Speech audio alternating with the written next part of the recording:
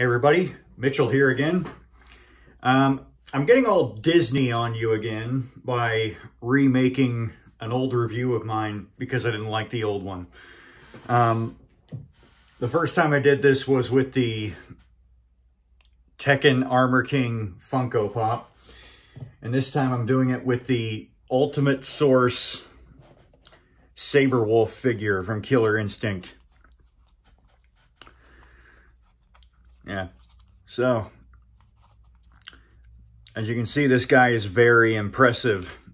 So impressive that I kind of don't know where to start. I'll start with detail. How about that? That seems like a good place to start, don't you think? All right, detail. Here's his face. You would not want to come across that face in a dark alley. Trust me. He's got all the hair, all the fur. Going down his back there. It's really cool. He's got fur on his arms, bandages, these gauntlet things. Pretty cool. There's the hands. The hands look great. They look big and powerful. I like the way the claws look too. The claws are actually kind of sharp. Not so sharp you can like really hurt yourself, but they're kind of, you know, you can kind of poke yourself with them. So, yeah, careful. Yeah. He's got this fur down here on his chest. That's cool. There's his pants. They're all scuffed up. There's his tail, which is interesting because this particular version of SabreWulf has a tail. The SabreWulf that I'm familiar with from the first Killer Instinct game, the first two games, doesn't have a tail, but this guy does. It's not like a poofy, wolfy fox tail. It's more like a little Sonic tail, kind of. Legs look very nice, very dynamic. He's got claws on his feet as well. They look just as good. There's the base, based on the laboratory, his stage. There's books on the floor and beakers on the floor because he's trying to reclaim his humanity after all. Okay, sculpt. Yep, sculpt is great. Love the sculpting on his head here. Ears and all that. Teeth.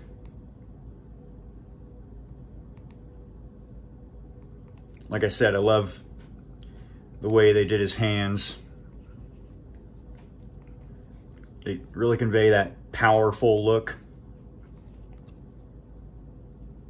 Yeah, the sculpt is pretty good. Paint job. He's mostly this blue color with these purple splotches all over. And you might notice these kind of yellowish miscolorations on. I'm not sure what that's supposed to be. I don't know if it's bruising or what, but it helps add detail, I guess. He's got these scratch marks on both of his arms, which I'm not sure is game accurate, but even if it's not, it's still pretty cool. He's got yellow eyes with red pupils. His teeth do kind of look like they have some plaque on them. I really do appreciate that. His pants are brown and his belt is a darker brown. And his claws are kind of a darker blue. Yeah, and these bandages here are kind of yellowed and the cuffs are brown. And, and these cuffs up here are too. Oh, this one, he only has one over here. Does he move a lot? No, not really. He's not really much like a figure at all. He's more like a kind of McFarlane style statue. He's supposed to move at the head, but he doesn't really, at least not on mine.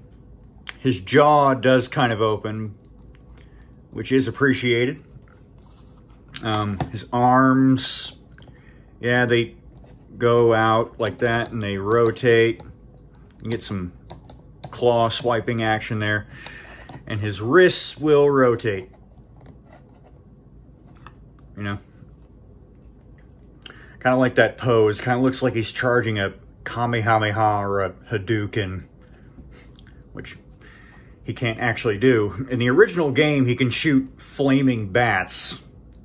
And in the second game, he has awesome cybernetic arms, which he can shoot an electrical shock out of. In the 2013 game, he doesn't have any kind of projectile. He has kind of a rage mode, I would call it. Oh yeah, and his waist. Yeah, he turns at the waist too. He does come with some accessories, one of which is a pair of goggles, and the other which is a muzzle. These are actually in-game accessories. I'll start with the goggles because they don't really look that great on him. Let's see. Get that under his beard there. I can never get these on him. It doesn't really work too good. The muzzle, however, looks great on him. Let me get that on. I'm not really looking at the camera to do this right now, but have to have it a certain way so it looks just right. And there you go. That's the effect. Pretty cool. You see the other side here is all damaged. Maybe he's been scratching away at it because, you know, he doesn't like it. You can see his face in there pretty good. Let's size him up. Got to compare him with this guy. The Tekken Armor King Funko Pop. And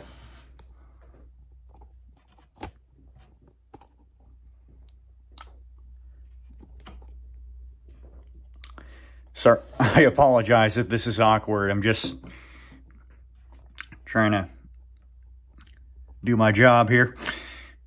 Yep, this is pretty good sizing.